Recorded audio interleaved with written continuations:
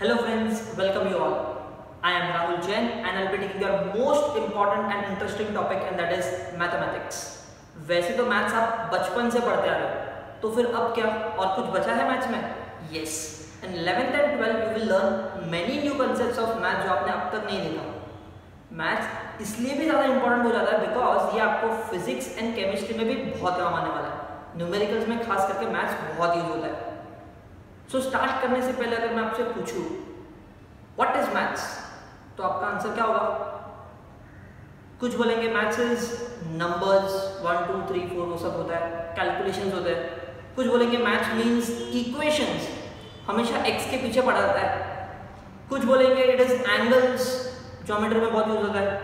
Yes it is true, but maths is not only about equation, numbers and angles, it is about understanding. अगर आप maths अच्छे से समझ लो तो आपके दिल में छप जाएगा. And yes I will try to make your maths very easy and try to learn it or better I will say understand it in a much simpler way. Start करने से पहले आज मैं आपसे एक गेम खिलवाने वाला हूँ and that is game of numbers. So आज हम लोग कोई चीज नहीं पढ़ने वाले, आज हम लोग सिर्फ एक गेम खेलेंगे that is game of numbers. मैं आपको कुछ नंबर सीरीज दूंगा, आपको सिर्फ ये प्रेडिक्ट करना है कि नेक्स्ट नंबर कौन सा होगा. मतलब मैं 4-5 नंबर दूंगा, अगला नंबर कौन सा आने वाला है वो आपको देख के पहचानना है. Let's start.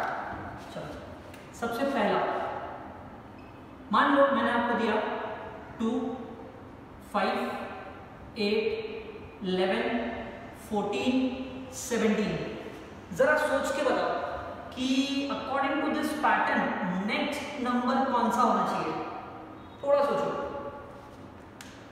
अगर आपने सोच लिया होगा तो कैन आई से नेक्स्ट नंबर निकालने के लिए मुझे पैटर्न चेक करना पड़ेगा, कौन सा पैटर्न फॉलो हो रहा है.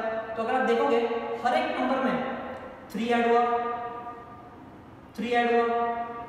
8 प्लस 3 11, 11 प्लस 3 14, 14 प्लस 3 17. तो नेक्स्ट में भी तो 3 ही आएगा ना, इट वुड बी 20. तो अगला नंबर तो बहुत इजी है. 20 के बाद 23 फिर 26. इजी. चलो ये फर्स्ट पैटर्न तो समझ गया. अब मैं सेकंड क्वेश्चन देता हूं. मान लो अब आपके पास नंबर्स है 51 45 39 33 27.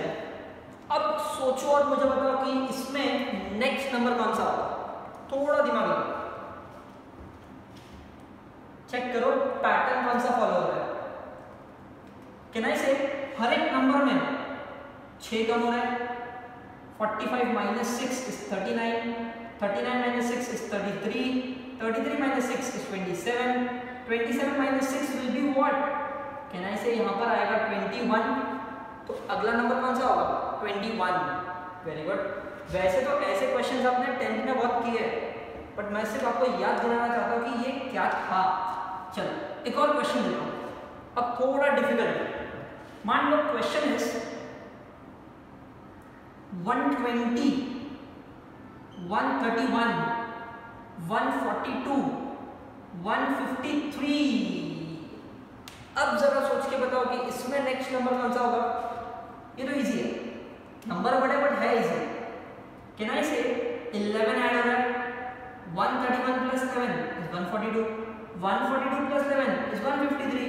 सो नेक्स्ट 153 प्लस 11 कितना होगा? सोचो, इट्स 164. इजी.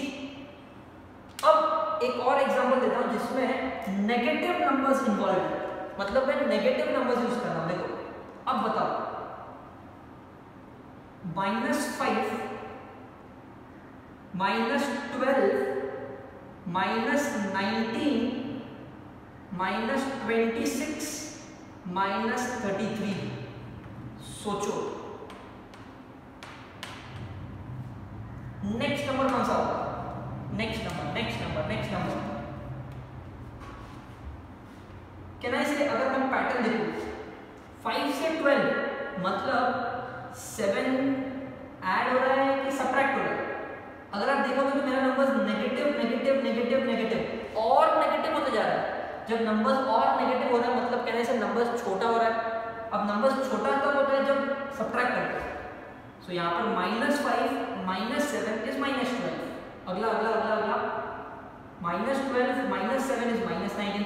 तो यहाँ पर मैं डायरेक्ट लिख सकता हूँ ना -33 -7 इज -40। आई होप इन चारों क्वेश्चन के आंसर आपने डेफिनेटली प्रेडिक्ट तो कर लिया, बिकॉज ऐसे क्वेश्चन हमने 10th में बहुत सॉल्व किए और वैसे तो 10th का आपने अलजेब्रा पेपर दिया है। अब मैं आपको एक और एग्जांपल देता हूँ।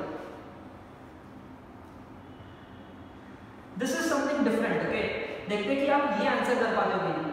मान लो द क्वेश्चन इज 3 6 12 24 48 96। अब बताओ इसका आंसर क्या होगा।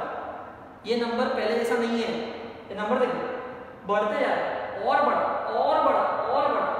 3 का 6 हो गया, 6 का 12, 12 का 24।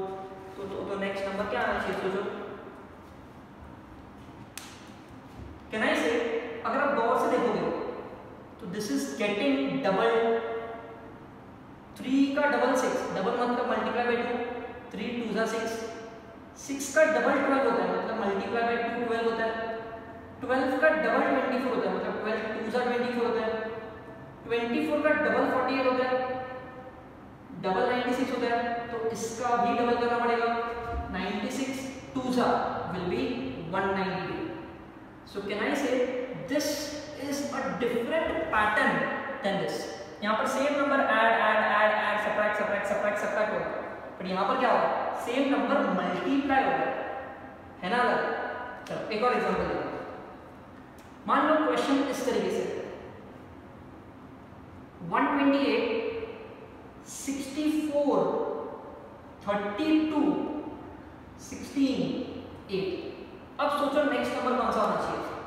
बहुत सिंपल सा क्वेश्चन दिया है। यहाँ पर नंबर्स बढ़ रहा था, इंक्रीज हो रहा था, और यहाँ पर नंबर डिक्रीज हो रहा है। सोचो कैसे और ऐसा क्यों। Next number will be 4। ये 4 कैसे आया सोचो। कैन आई से 128 से 64 हुआ मतलब आधा हो गया, और आधा हुआ मतलब कैन आई से divide by 2। 64 divide by 2 is 32। 32 divide by 2 is 16। 16 divide by 2 is 8। तो अगला भी तो डिवाइड बाय 2 होगा 4। 8 डिवाइड बाय 2 इज 4। करेक्ट, मतलब यहाँ पर डिवाइड डिवाइड डिवाइड होगा, यहाँ पर मल्टीप्लाई होगा।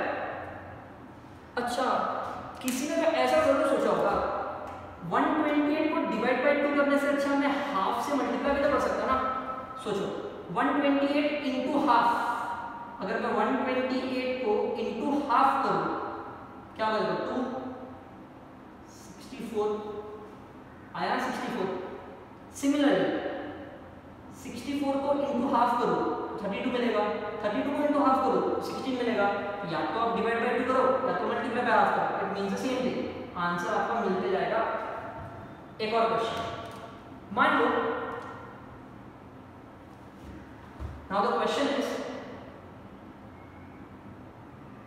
1/3 1/6 1/9 1/12 1/15। तो नेक्स्ट नंबर कौन सा होगा। ये बहुत इजी क्वेश्चन है, बट रेसिप्रोकल के फॉर्म में है, इसलिए आधे लोग को उनको वैसे टेंशन में आ जाता है कि मैं रेसिप्रोकल कैसे सॉल्व करें। सोचो, मेरा हाथ देखो। क्या ना इसे यहाँ पर 18 आना चाहिए। ऊपर क्या है, ऊपर 1 तो चल रहा है, वहां भी 1 आएगा। It means 1/3 1/6 1/9 1/12 1/15। तो अगला 1/18। This is the pattern. I hope this is clear. चलो एक और। अब थोड़ा डिफिकल्ट सोचो इसके बारे में।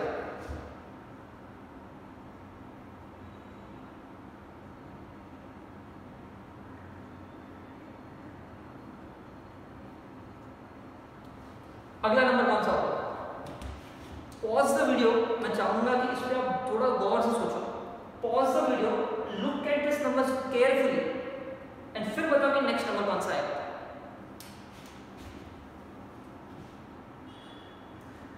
बहुत डिफिकल्ट ना, बहुत डिफिकल्ट, बहुत difficult. The next number will be 29। Why so? Because यहाँ पर कोई पैटर्न फॉलो नहीं हो रहा है, कोई भी पैटर्न फॉलो नहीं हो रहा है।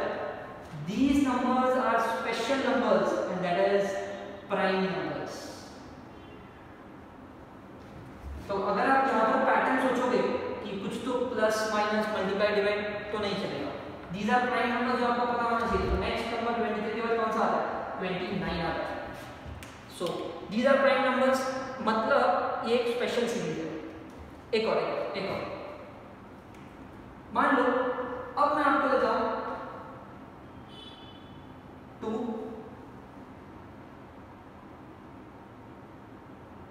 3 8 27 112। थोड़ा डिफिकल्ट है, थोड़ा नहीं बहुत ज्यादा डिफिकल्ट है। How to solve this? देखो हाँ, मैं आपको डायरेक्टली आंसर बताता हूँ। 2 से 3 लाने में मैंने क्या किया पता है? इंटू 1 प्लस 1, 2 1 जा 2 प्लस 1 3। 3 से 8 लाने में मैंने क्या किया पता है? इंटू 2 प्लस 2, 3 2 जा 6 प्लस 2 8। 8 से 27 लाने में इंटू 3 प्लस 3, 8 3 जा 24 प्लस 3 27। 27 से 1 लाने में इंटू 4 प्लस 4, 27 4 जा 108 प्लस 4 इज 112। तो अगला क्या होगा? It will be into 5 plus 5। Correct answer जो भी आएगा, क्या अगर फाइंड करना है तो ये हो जाएगा 560 प्लस 5 इज 565। बट मैं आंसर पे ज्यादा कॉन्सेंट्रेट नहीं कर रहा हूँ। मैंने यहाँ पर किया क्या पता है? मैंने मल्टीप्लाई भी किया, ऐड भी किया। बट अब तक हमने जितने भी क्वेश्चन सॉल्व किए उसमें या तो ऐड सब्ट्रैक्ट या फिर मल्टीप्लाई डिवाइड और ये तो छोड़ो, अलग ही केस है। यहाँ पर मैंने कॉम्बिनेशन यूज किया है, एडिशन एंड मल्टीप्लिकेशन। ऐसे बहुत सारे सीरीज आप सोच सकते हो। अरे आप सोच भी नहीं सकते, एग्जामिनर क्या सोच सकते हैं, कितने सारे पॉसिबिलिटीज है। मैंने तो कुछ एग्जांपल्स यहाँ पर दिए, बट एक क्वेश्चन आता है ये सब क्यों? उसका रीजन है यहाँ पर जो मैंने लिखा है ना, this is what you have done in your 10th standard. हम लोग उसको बोलते थे एपी, याद आया? That is arithmetic progression. ये सारे के सारे, अगर आपके पास ऐसा कोई सीरीज है जिसमें सेम नंबर ऐड हो रहा है या सेम नंबर सब्ट्रैक्ट हो रहा है, तो हम लोग उसे बोलते हैं अरिथमेटिक प्रोग्रेशन। यहां पर जो मैंने लिखा ना 5th और 6th, ये दोनों, this is known as GP. और जीपी मतलब ज्योमेट्रिक प्रोग्रेशन।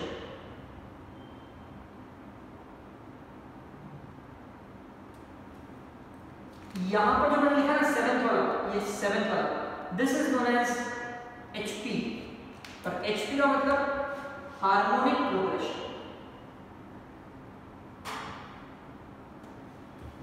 अब एपी तो आपको पता है 10th में किया। ज्योमेट्रिक प्रोग्रेशन में क्या होता है? अगर सेम नंबर मल्टीप्लाई होता है, देखो 2 2 2 मल्टीप्लाई हो रहा है, या फिर सेम नंबर डिवाइड होता है, जरूरी नहीं है 2 3 भी मल्टीप्लाई हो सकता है, 4 भी मल्टीप्लाई हो सकता है, 5 भी हो सकता है। Same number multiply, same number divide, उसको हम लोग बोलेंगे ज्योमेट्रिक प्रोग्रेशन। क्या होगा? तो ये हार्मोनिक प्रोग्रेशन क्या है? अगर किसी भी एपी को उल्टा कर दो, रेसिप्रोकल कर दो, जैसे कि नीचे देखो यहाँ 3 6 9 12 15, कैन आई से ये नीचे का जो पार्ट है, डिनोमिनेटर जो पार्ट है वो एपी है। तो 1 अपॉन एपी, एपी को अगर मैं उल्टा कर दूं 1 upon AP, this is known as HP, harmonic progression. I hope this is clear. AP 10th में पढ़ा, जीपी एचपी हम लोग 11th में पढ़ने वाले हैं। तो ये दोनों कौन है? ये दोनों तो अपने मिसलेनियस पार्ट में आते हैं। मिसलेनियस सीरीज, ऐसे मिसलेनियस तो बहुत बन सकते हैं। आप खुद भी कोई भी सीरीज सोच सकते हो, कोई भी मल्टीप्लाई डिवाइड सोच लो, मल्टीप्लिकेशन एडिशन सोच लो, कोई किसी भी नंबर्स का, आप खुद से 3-4 सीरीज लिख पाओगे। So as of now AP is done in 10th standard, GP और एचपी हम लोग 11th में पढ़ने वाले with this miscellaneous series and all this game of numbers, ये सारे के सारे नंबर्स है is under the topic sequence and series. आपका 11th का टॉपिक है सीक्वेंस एंड सीरीज, जिसमें हम लोग ये सारे नंबर्स के बारे में पढ़ने वाले हैं। This is what is game of numbers. अब आगे की कहानी सुनो। Let us take an example of AP. मैं कोई भी एक एपी का सीक्वेंस अज्यूम करता हूँ, ठीक है। लेट्स सपोज 3, 6, 9, 12, 15, 18 ऐसा एक सीक्वेंस मैंने अज्यूम कर लिया और ये एपी है, अरिथमेटिक प्रोग्रेशन। क्यों एपी, क्यों है एपी, क्यों है? कैन आई से बिकॉज यहाँ पर जो डिफरेंस है वो 3 का डिफरेंस है, करेक्ट। हर नंबर में 3 ऐड हुआ है, इसलिए हम लोग इसको एपी बोलते हैं, ओके। अगर मैं आपसे पूछूं इस एपी के हर एक टर्म के बारे में आप जानते हो? लेट्स सी, इस वाले को हम लोग क्या बोलते हैं, याद करो। कैन आई से इस वाले को हम लोग T1 के नाम से जानते हैं, फर्स्ट टर्म। किसी ने तो मुझे बताया था इसको ए भी बोलते हैं, करेक्ट, फर्स्ट टर्म। तो इसको कैसे बोलेंगे? कैन आई से ये होगा सेकेंड टर्म। तो ये इसके बारे में क्या बोलोगे? कैन आई से ये होगा थर्ड टर्म, इसके बारे में fourth term, fifth term, sixth term and so on, seventh term, eighth term, आगे और भी बहुत सारे टर्म होंगे। बट एक चीज हमें पता है, फर्स्ट टर्म को हम लोग ए के नाम से जानते हैं, सेकेंड टर्म को हम लोग T2 बोलते हैं, T3 बोलते हैं, T4, T5, T6 and so on. कहीं कहीं तो A1, A2, A3, A4, A5 भी बोलते हैं। CBSE से जो भी आया 10th standard, they call it as A1, A2, A3, A4. Otherwise we call it as T1, T2, T3, T4, T5.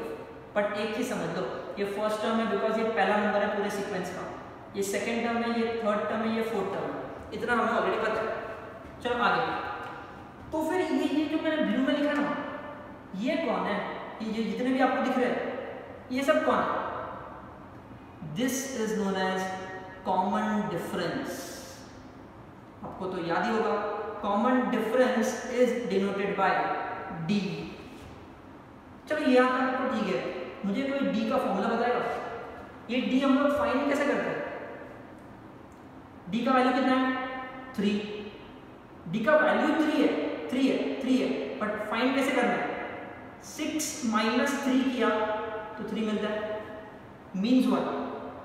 T2 minus T1 किया, T2 माइनस T1 किया तो ये डी मिलता है।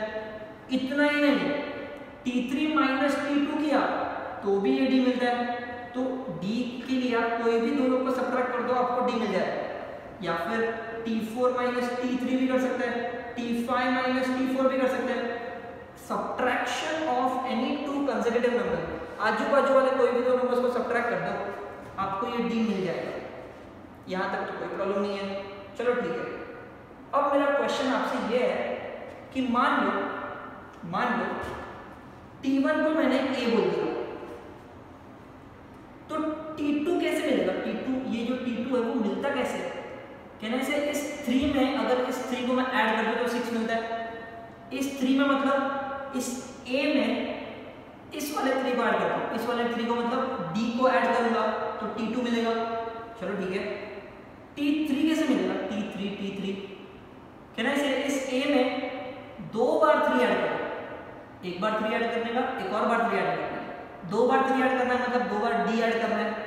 तो फर्स्ट वाले टर्म में 2 बार D ऐड करो, 2 बार D ऐड करो, समझ रहे हो? T1 मतलब फर्स्ट टर्म, T2 मतलब A प्लस D, T3 मतलब A प्लस 2D, T4 कैसे मिलेगा? फोर्थ टर्म कैसे मिलेगा? 3 बार D ऐड करना पड़ेगा, मतलब A प्लस 3D, समझ रहे हो? Fourth term is A plus 3D। तो फिफ्थ टर्म क्या होता है? A plus 4D।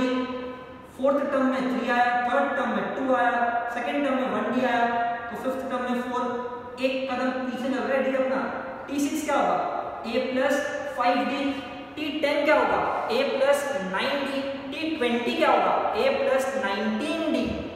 ऐसे तो मैं आपको कितने सारे क्वेश्चन पूछ सकता हूँ। T65 क्या होगा?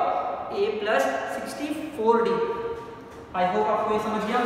इसी से तो बना था अपना टी एन क्या होगा, ए plus N minus 1 D.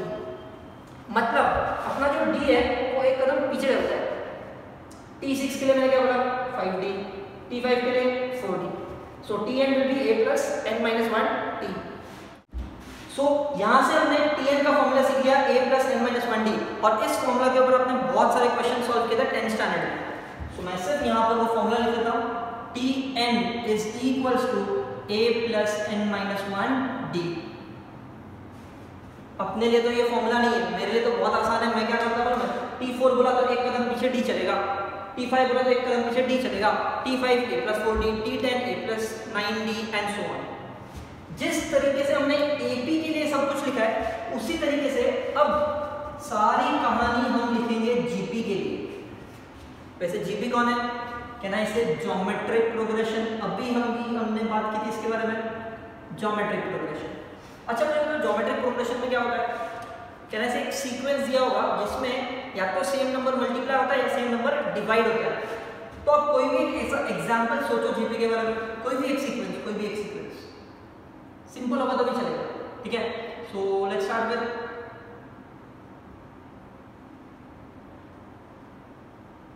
Correct.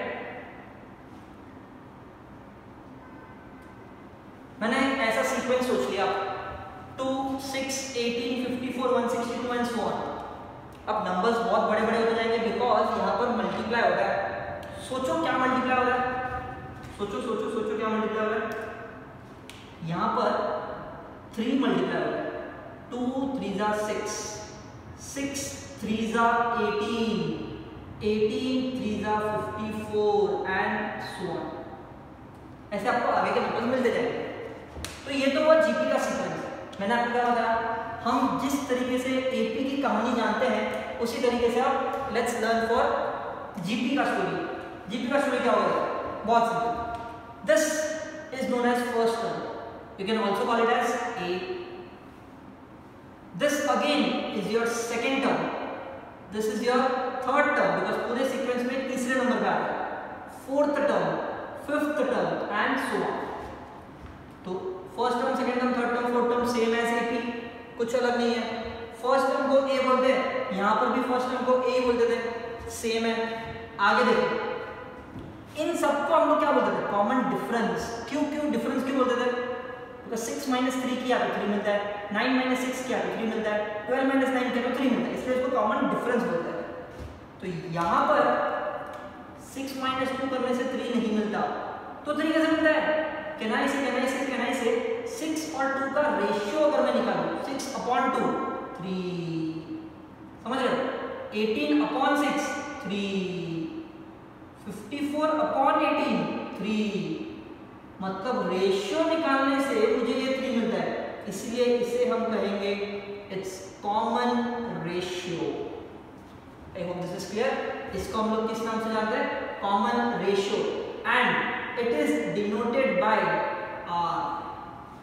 जहां पे इसको डी के नाम से जानते थे हम लोग, यहाँ पर इसको आर के नाम से जानेंगे। यहाँ पर डी का फॉर्मूला क्या था, T2 minus T1, T3 minus T2 आएगा, okay, T3 minus T2, T4 minus T3 and so on. उसी तरीके से यहाँ पर आर का फॉर्मूला होगा, यहाँ पर माइनस किया, यहाँ पर रेशियो निकालना है 6/2 मतलब T2/T1, या फिर 18/6 T3/T2, या फिर 54/18 T4/T3 एंड सो ऑन। कोई भी दो कंसेक्यूटिव नंबर आजू बाजू वाले उन दोनों को अगर आप डिवाइड करोगे, डिवाइड भी कैसे कर रहे हैं, पीछे वाला अपॉन आगे वाला, पीछे वाला अपॉन आगे वाला, इस तरीके से अगर मैं इसको डिवाइड करूं then what I get is R and this is known as common ratio। क्या बोलते हैं इसे, common ratio। चलो R समझ में आ गया, similar to D, यहां तक तो ठीक है। अब हर एक टर्म फाइंड करते हैं, ठीक है। फर्स्ट टर्म कौन है, A। सेकेंड टर्म कैसे मिला, सोचो। फर्स्ट टर्म को अगर मैं 3 से मल्टीप्लाई करूं तो 6 मिलता है, मतलब इस फर्स्ट टर्म को 3 से मल्टीप्लाई करना, मतलब 3 कौन है, आर, तो ए आर मिलेगा। T3 कैसे मिलेगा सोचो, थर्ड टर्म, फर्स्ट टर्म को 2 बार 3 से मल्टीप्लाई करो, 2 बार 3 से मल्टीप्लाई करना है, मतलब 2 बार r से मल्टीप्लाई करना है ना, तो a इंटू आर, ये क्या हो जाएगा, AR²। सिमिलरली फोर्थ टर्म कैसे मिलेगा, फोर्थ टर्म, फर्स्ट टर्म को 3 बार r से मल्टीप्लाई करो, सोचो 3 बार जब मल्टीप्लाई करोगे क्या हो जाएगा, AR³। कुछ समझ रहा है, first term a, second term AR, third term AR², fourth term AR³, तो फिफ्थ टर्म AR⁴। जैसे यहाँ पर D एक कदम पीछे चल रहा था, यहाँ पर R एक कदम पीछे चलेगा। Sixth term AR⁵, seventh term AR⁵, 10th term AR⁹, 15th term AR⁴, 25th term AR⁴, 49th term AR⁴। जो भी टर्म मैं बोलूँ उससे एक कम r का पावर लगा देना, राइट। तो मुझे बताओ nth टर्म क्या होगा, AR⁵, यहाँ पर एक कम चल रहा है ना, r हमेशा एक कम, तो यहाँ पर अगर n है तो यहाँ पर आएगा n-1। कुछ समझा, यहाँ पर देखो Tn = a + n-1d था, राइट है, n-1, तो यहाँ पर अगर n-1 एक कम d चल रहा था, तो यहाँ पर r भी अपना एक कम चलेगा, दैट इज n-1। बट ये तो सिर्फ बोलने के लिए फॉर्मूला होता है, अपने को पता है क्या करना है। फोर्थ टर्म पूछा तो AR³, a चिपका देगा, r का पावर एक कम लगाने का, T42 AR41, मतलब AR⁴41। अच्छा ठीक है, और T60 AR⁵59, अच्छा ठीक है, T30 AR⁵29। अच्छा तो मुझे बताओ AR⁴34 क्या होगा, सोचो, T35 होगा। इस बार मैंने आपको आंसर दिया और क्वेश्चन पूछा है, AR⁴34, R एक कदम पीछे चलता है तो T will be T35, and here I have a formula for GP for Tn, and that is AR⁻n-1। I hope this is clear। इस फॉर्मूला में Tn कौन होता है, this is the nth term, जो आप लोगों ने AP में भी सीखा था। A कौन होता है, this is the first term. R कौन होता है, इट इज कॉमन रेशियो। और इसको फाइंड कैसे करते हैं, T2/T1 से फाइंड कर लो, या फिर T3/T2 से फाइंड कर लो, यहाँ पर मैंने लिखा हुआ है। N कौन होता है, it is number of terms, number of terms, या फिर आप इसको काउंट बोल सकते हैं। काउंट, कितने नंबर है, 1 2 3 4 5 नंबर है, 5। और याद रखना ये जो n होता है ना, n ये हमेशा t के साथ छुपा हुआ रहता है, t के नीचे, t के नीचे, t के नीचे, t के नीचे। तो आपको n ज्यादा ढूंढने की जरूरत नहीं है, t के नीचे दिख जाएगा आपको, that is what is n। सो आज हमने एक बहुत इंपॉर्टेंट फॉर्मूला पढ़ा, that is n term in GP, that is AR⁻n-1। एक और चीज बहुत इंपॉर्टेंट मैं आपको बता दूं, AP में जो चीजें प्लस होती है, GP में वो चीजें मल्टीप्लाई होती है। यहां पर प्लस है, यहां पर मल्टीप्लाई है, keep this in mind, very important. एक और चीज, यहां पर जो चीजें माइनस होती है, यहां पर वो चीजें डिवाइड होती है, जैसे कि डिवाइड हुआ, माइनस हुआ, करेक्ट। अगर आप यहाँ पर ऐड या सब्ट्रैक्ट करोगे तो यहाँ पर मल्टीप्लाई और डिवाइड होगा। That's all. आज हमने GP का फॉर्मूला सीखा। Will stop here. Thank you so much.